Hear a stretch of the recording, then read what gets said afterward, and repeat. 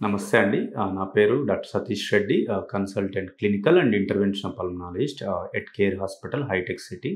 మనం చాలామంది lung biopsy గురించి వింటూనే ఉంటాం. అదే లంగ్ బయాప్సీ అంటే మనం జనరల్‌గా ఎండోబ్రాంకియల్ గాని, ట్రాన్స్‌బ్రాంకియల్ లంగ్ బయాప్సీ 2 రకాలు ఉంటవి.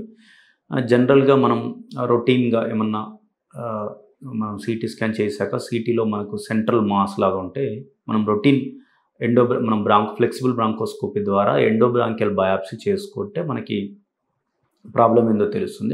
ఇది జనరల్‌గా క్యాన్సర్ పేషెంట్స్‌కి, లేదంటే కొద్దిగా సార్కాయిడోసిస్ అలాంటి పేషెంట్స్ కూడా మనం ఎండోబ్రాంకియల్ బయాప్సీ చేస్తాం. లేదంటే కొద్దిమంది ఐఎల్‌డి కేస్‌లో కూడా మనం కొద్దిమందికి ట్రాన్స్‌బ్రాంకియల్ ఫ్లెక్సిబుల్ బ్రాంకోస్కోపీ ద్వారా ఈ ట్రాన్స్‌బ్రాంకియల్ బయాప్సీస్ ఫోర్సెప్స్ ద్వారా చేస్తాం.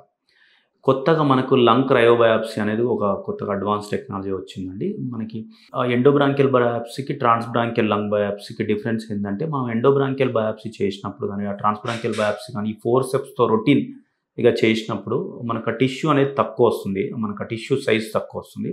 దానివల్ల మనకు ఫర్దర్ ఒకసారి లంగ్ క్యాన్సర్‌లో ఏందంటే ఇప్పుడు అడ్వాన్సెస్ వచ్చాయి. మనం ఫర్దర్ మాలిక్యులర్ స్టడీ చేసుకోవడానికి ఆ టిష్యూ సరిపోకపోయే ఛాన్స్ ఉండొచ్చు.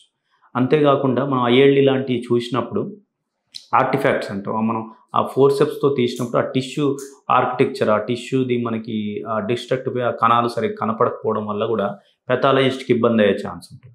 ఈ లంగ్ క్రయోబయాప్సీ ఏందంటే మనకి చాలా టిష్యూ సైజ్ మనకు ఆ ముక్కలు చాలా పెద్దగా వస్తాయి. సో, దానివల్ల పెథాలజిస్ట్ కూడా ఈజీగా చూడడం వల్ల ఐఎల్‌డిని కూడా ఈజీగా డయాగ్నోస్ చేసుకోవచ్చు. ఈ లంగ్ క్యాన్సర్ పేషెంట్స్‌లో కూడా మనకి ఏమైనా ఫర్దర్ మాలిక్యులర్ స్టడీస్ చేసుకోవడానికి మనకి చాలా ఈజీ ఉంది. టిష్యూ అనేది చాలా ఎక్కువొస్తుంది. ఎండోబ్రాంకియల్ బయాప్సీ గానీ, ట్రాన్స్‌బ్రాంకియల్ బయాప్సీ గానీ 2 ఫోర్సెప్స్‌తో గానీ చేయొచ్చు. మనకి క్రయో మిషన్ ద్వారా క్రయో బయాప్సీ కూడా చేయొచ్చు.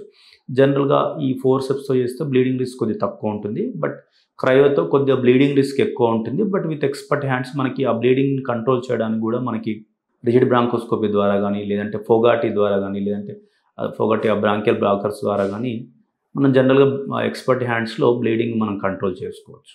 మీరు తీసుకునే అదే మందులు, అదే నాణ్యమైన మందులు, కానీ సగం ధరకే. అవును, మెడ్ ప్లస్ బ్రాండ్స్ పై 50-80% తగ్గింపు.